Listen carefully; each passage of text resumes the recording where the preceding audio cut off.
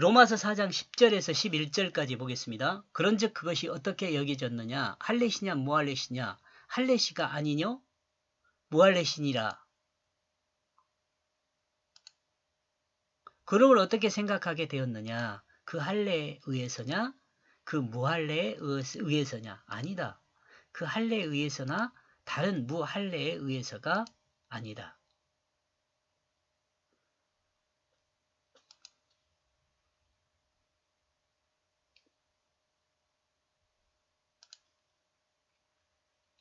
아브람과 다윗을 통해 하나님의 설명은 할례에 의해서가 아니라 하나님께 맡기는 삶으로 의롭다 인정함을 받는 사람이 인생을 가장 가치 있게 산 사람이라고 말했습니다.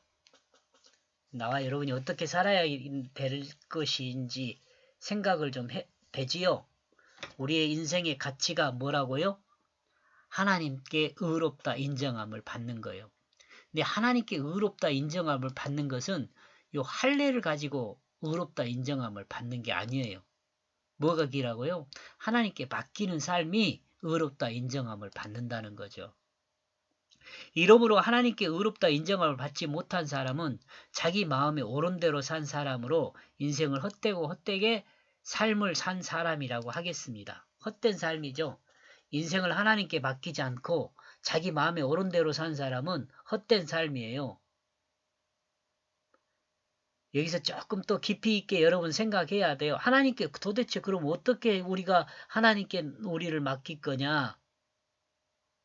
이 하나님께 맡긴다라는 말은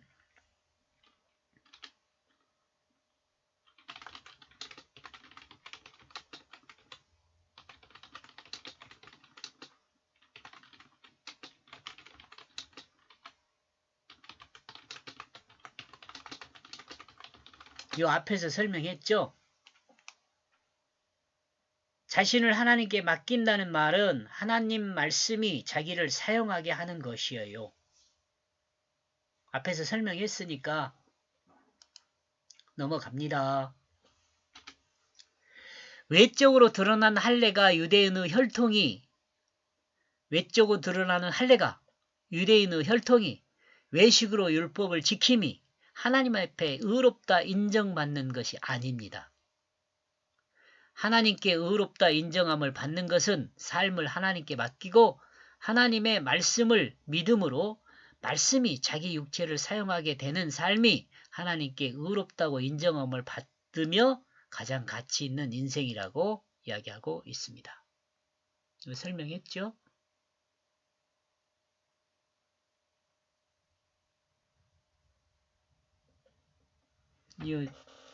아직은 가을 초기입니다만은 가을 깊숙이 들어와 있는 느낌 아닙니까?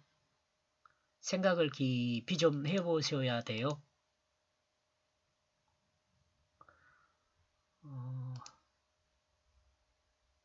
쉽지만은 않은 내용이죠. 11절 그가 할례의 표를 받은 것은 무할례 시에 믿음으로 된 의를 인친 것이니 이는 무할례자로서 믿는 모든 자의 조상이 되어 그들도 의로 여기심을 얻게 하려 하심이라. 이 바울을 통해 증거되어지는 말씀입니다.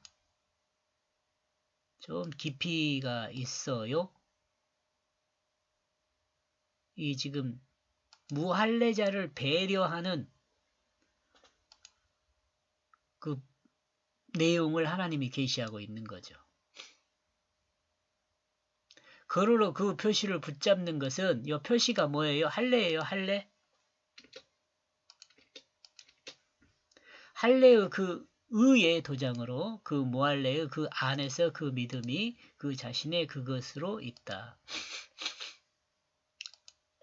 하나하나 막 뜯어서 여러 거 봐야 돼요. 근데 뜯어서 지금 밑에 설명을 해놨어요. 할례를 행한 것이 중요한 것이 아니라 할례의 그 표시를 붙잡는 것, 할례의 의미를 붙잡는 것이 중요하다는 말입니다. 할례의 의미를 붙잡는 것이 할례의 도장이라는 말입니다.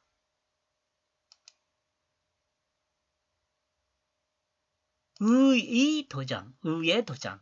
이렇게 예자를 써도 될 것 같은데 예자를 써버릴까요? 의의 도장이라는 말입니다. 그러므로 무할례자도 이 할례의 의미를 믿으면 그 의의 도장이 예자로 바꿔볼게요. 그 의의 도장이 자신의 것으로 있게 됩니다. 그 의의 도장이 자신의 것으로 있게 돼요.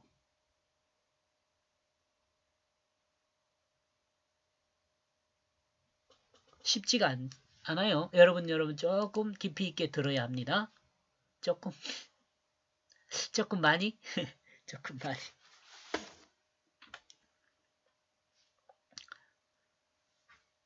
모든 의식이 중요한 것은 그 의식에 함의되어 있는 의미가 있기 때문이죠. 의식을 규정하고 그 규칙을 잘 따르게 하는 것은 그 순간 의식의 순간들이 의미가 있어요. 의미를 담아놨어요. 그러니까 그 의식의 규정을 잘 지키려고 하는 거죠.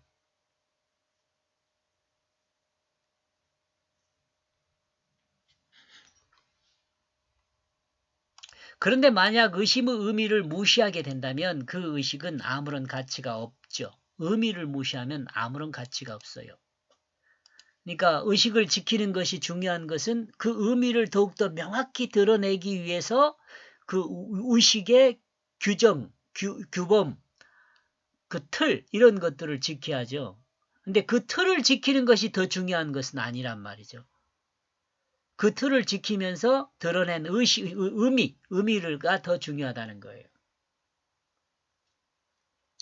구약의 제사 제도가 그렇고 율법 또한 마찬가지입니다. 하나님의 말씀도 만약 그 말씀의 의미를 무시한다면 그 말씀은 이단이 사용하는 자기중심의 의미로 하나님 말씀과 전혀 다른 억측이 될 수 있습니다. 제가 이거 유튜브 하면서 페이스북이나 또 트위터 또 뭐 이런 곳에 몇 군데 이렇게 올렸어요. 그랬더니 이단인 사람들이 이 친구 맺자고 이렇게 해가지고 그 사람들한테 들어가 보면 그 성경 말씀에 대해서 해석해 놓고 이렇게 하는 걸 보면 가관이에요, 가관. 근데 거기에 넘어가요.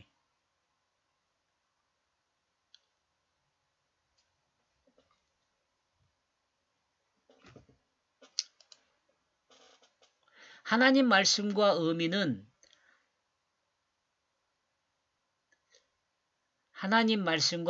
하나라는 것을 우리는 잊지 말아야 합니다. 무시하면 안 된다는 말이죠. 이러므로 성경을 자의적으로 해석하는 것은 죄악이라고 할 수 있어요. 심지어는 자의적으로 해석한 사람들에 대해서 예수님께서 그렇게 이야기했잖아요. 이 독사 새끼들아. 사탄이란 말이거든요.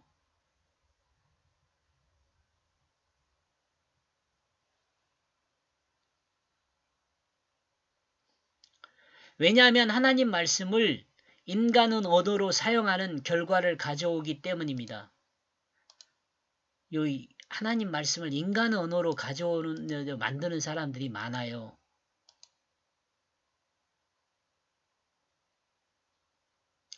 각각의 모든 조상으로 그들의 맡기고 있음이 무할례를 통하여 이와 같이 생각되어졌던 것으로 그리고 그 자신들의 그 의로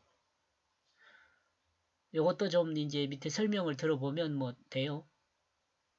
이스라엘 조상들이 무할례 때 그 조상들은 그 삶을 하나님께 맡겼습니다.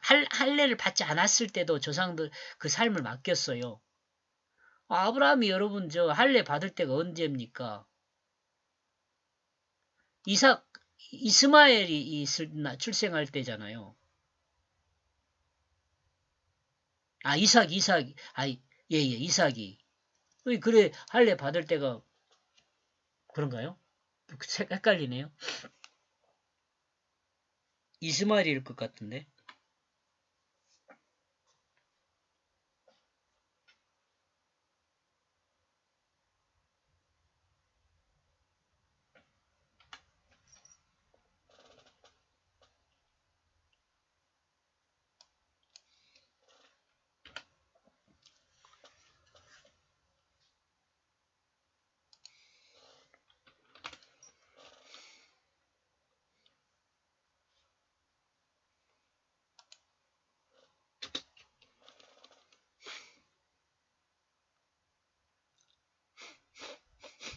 이 아브라함이 할례를 받기 전에도요.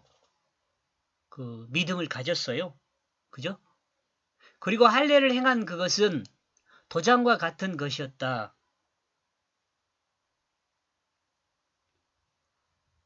사실 도장의 의미가 없다면 도장은 아무런 가치를 갖지 못하죠.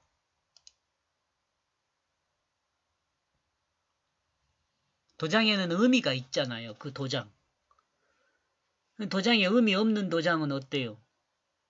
아무런 가치가 없죠. 또한 그 도장의 의미를 믿지 않는다면 또한 결코 도장은 그 기능을 발휘하지 못하게 되죠. 유대인들이 할례를 행한 것은 이미 하나님께 맡긴 삶의 그 의미를 행한 것으로 할례보다는 그 자신의 삶을 하나님께 맡김이 더 중요하다는 것입니다. 예? 자신의 삶을 하나님께 맡기는 것이 할례를 행하는 것보다 더 중요하다는 말이에요.